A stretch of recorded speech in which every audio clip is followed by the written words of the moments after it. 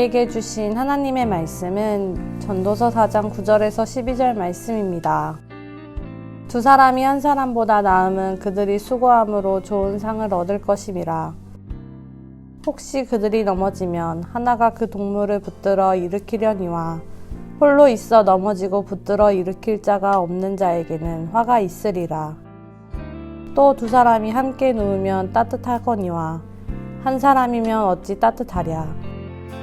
한 사람이면 패하겠거니와 두 사람이면 맞설 수 있나니 세 겹줄은 쉽게 끊어지지 아니하느니라. 오늘 이 말씀에 많은 은혜 받으시기 바랍니다.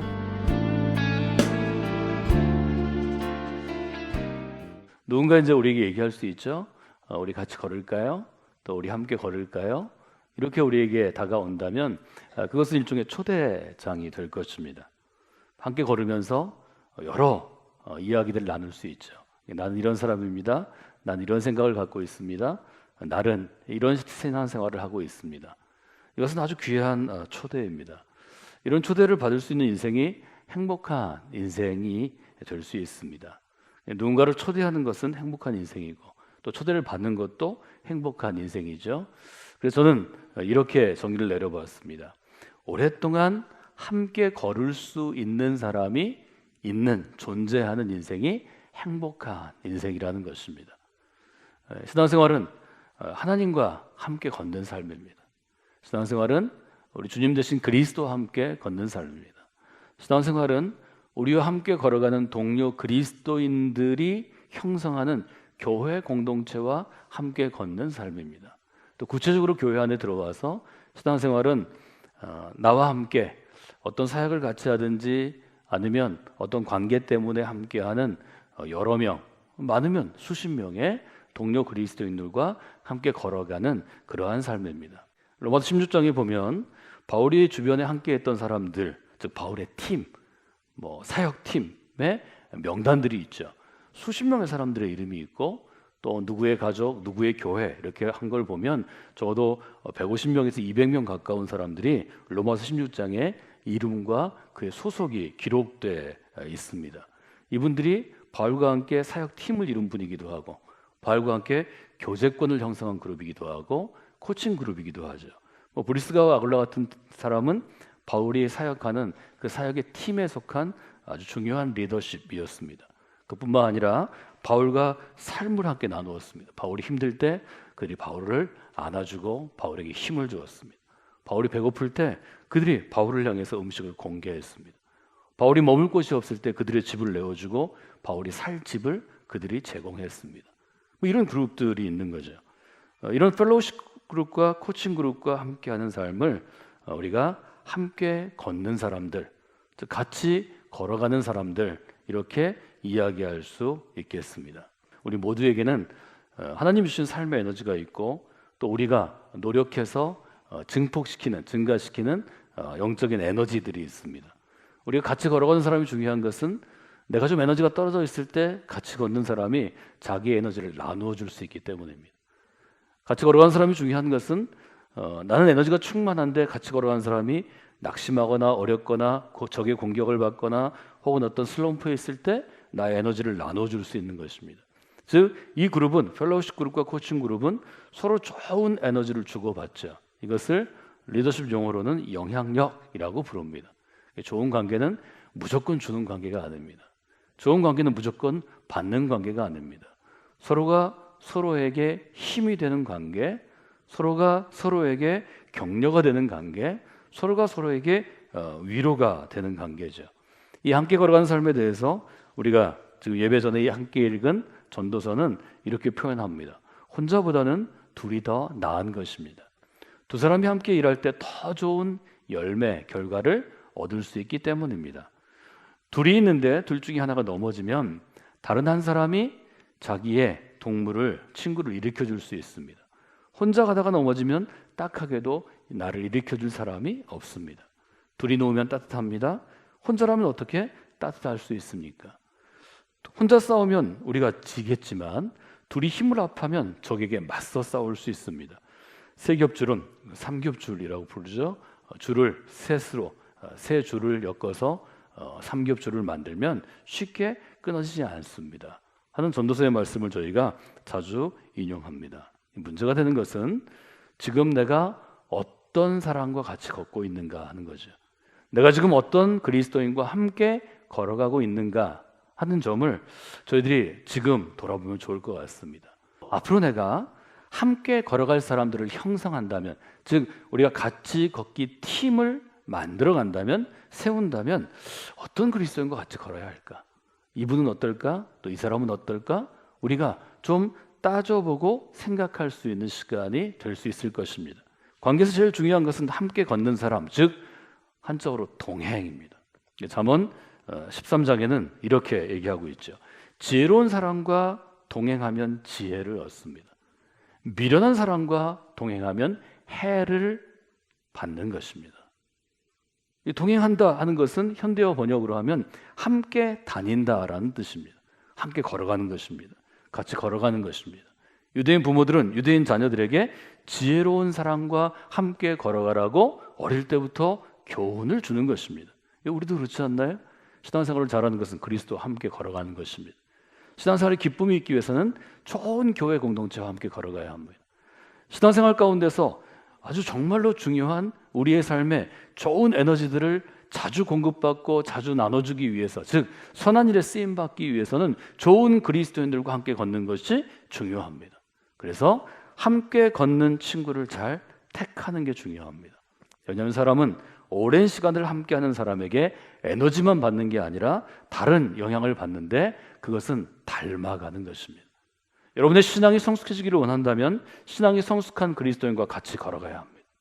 혼자 걸어가는 것, 그리고 한 사람과 걸어가는 것, 1+1으로 걸어가는 것, 동행이란 말로 설명이 가능하지만 저희 교회처럼 사역과 사역의 팀을 이루어서 일하는 팀 리더십을 강조하는 공동체에서는 저는 1+1에 둘이 걷는 동행이 아니라 적어도 5명에서 6명, 많으면 11명에서 12명까지의 팀으로 걸어가는 것을 여러분에게 좀 제안하면 좋겠습니다.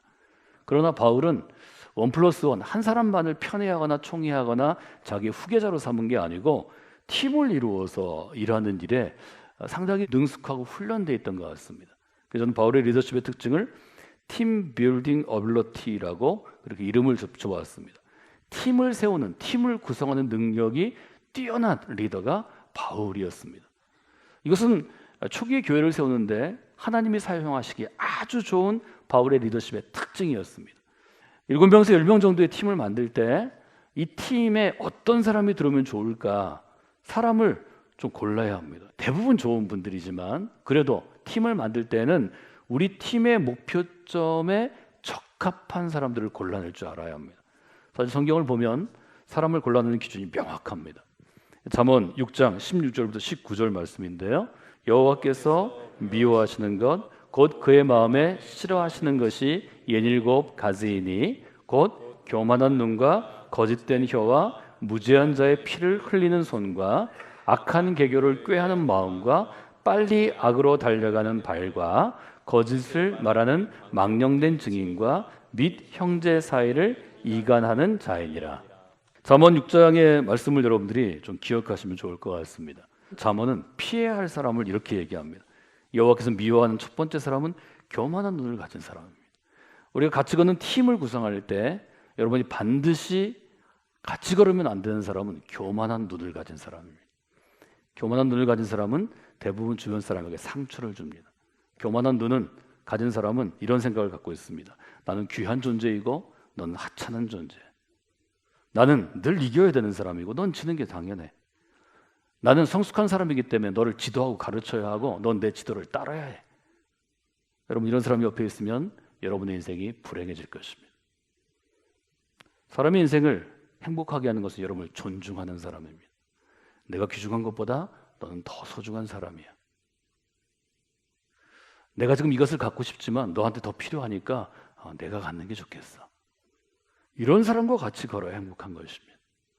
성악교 믿음의 공동체 안에 교만한 눈이 아니라 이런 자기를 낮출 수 있는 겸손한 눈을 가진 그리스도인들이 많이 있을 것입니다. 여러분의 팀에 그 분이 같이 걷는 멤버가 되어야 합니다. 교만한 눈을 가진 사람과 반대되는 것은 우리가 성경에서 흔히 보는 두 가지 단어인데요.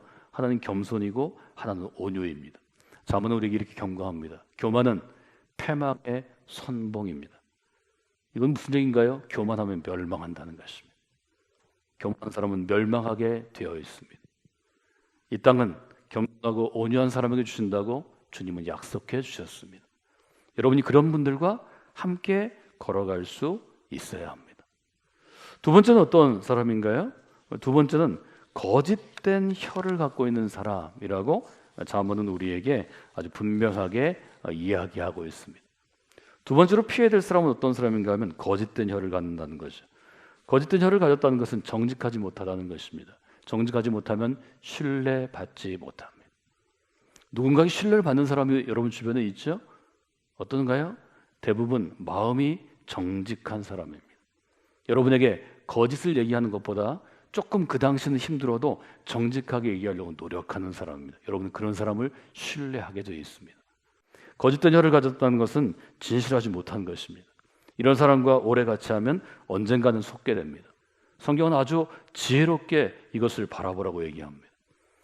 거짓된 혀가 아니라 진실된 혀와 진실한 마음을 가진 사람을 옆에 두어야 합니다.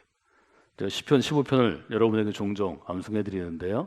하나님, 주의 장막에 머무를 수 있는 사람이 누구입니까? 주의 성소, 주의 거룩한 곳, 우리 교회로 얘기하면 이 예배실에 머무를 수 있는 사람은 누구입니까? 얘기하죠.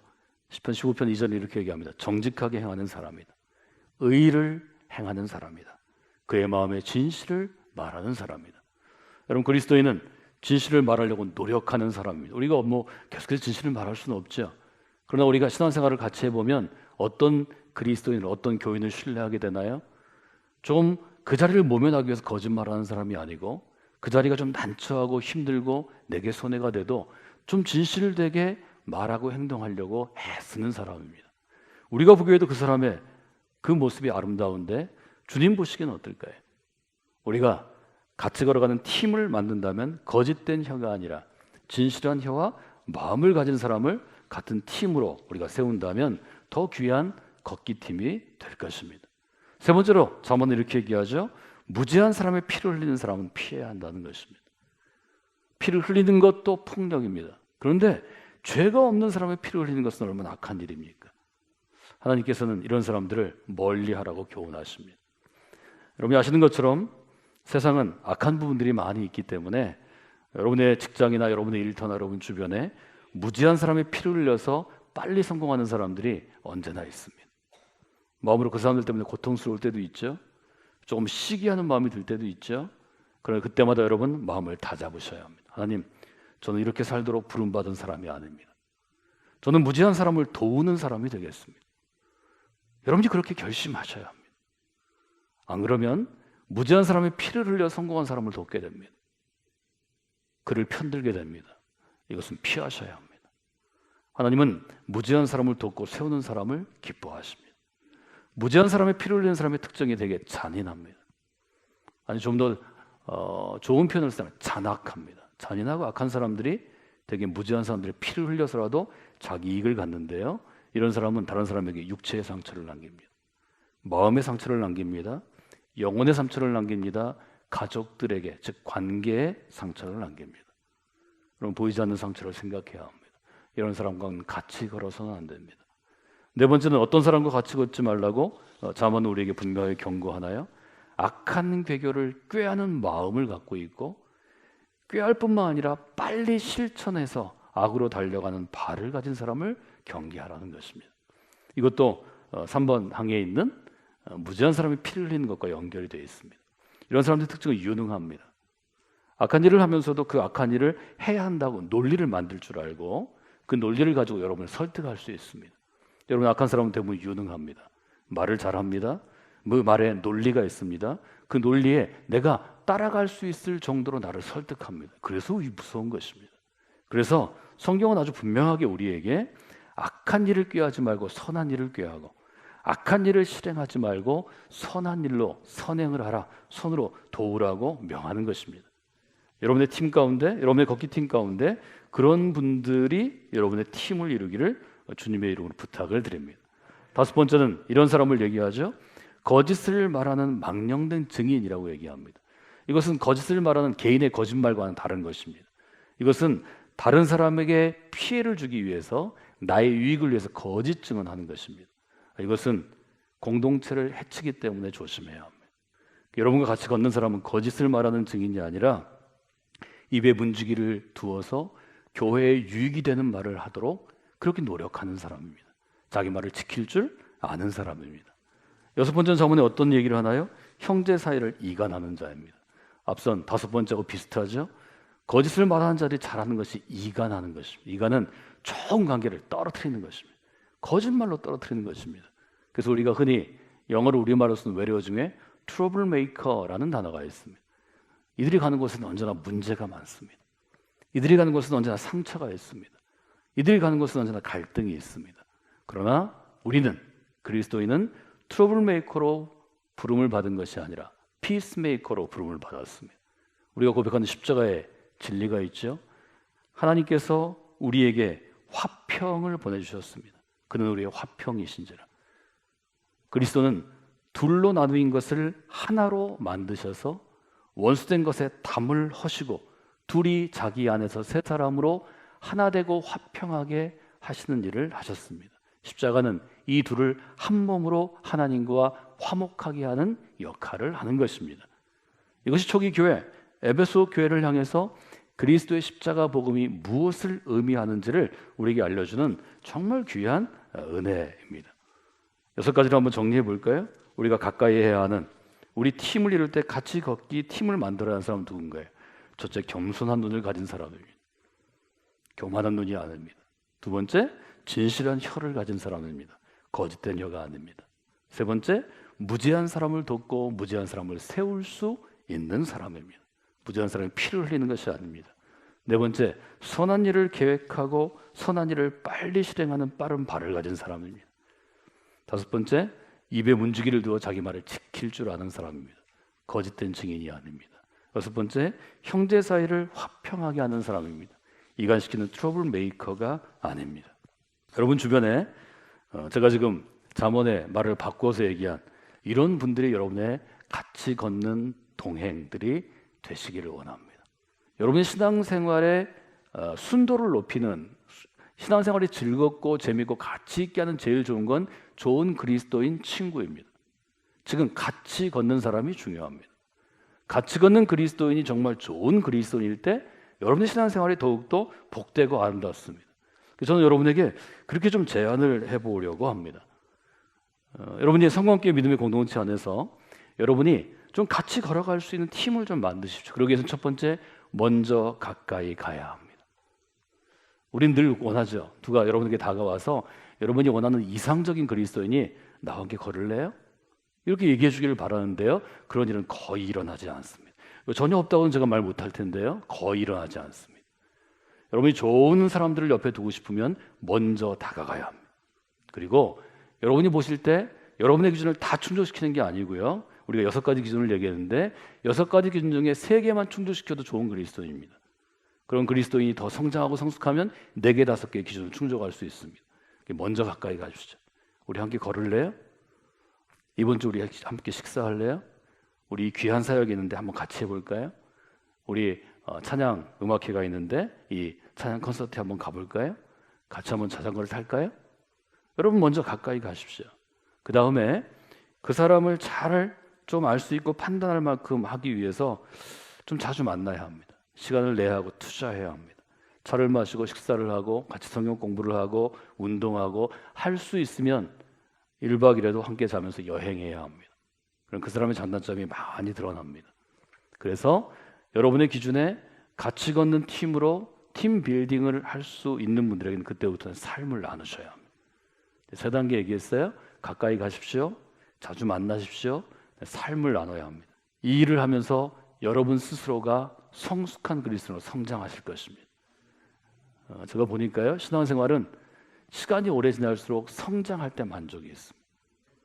신앙생활을 오래 했는데, 교회 오래 다녔는데 10년 전하고 내가 똑같다. 스스로 지치고 낙담합니다. 좋지 않은 신앙생활입니다.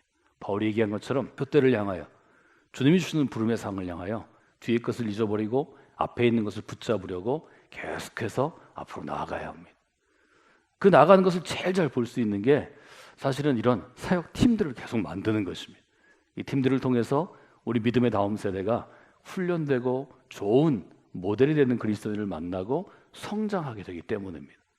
우리 어린이나 청소년 사역뿐만 아니라 우리 성인 사역도 30대, 40대, 50대, 60대, 70대가 이런 과정을 거쳐서 좀 성숙해가는, 그래서 같이 걸어가는 귀한 성업계 믿음의 공동체가 되기를 원합니다.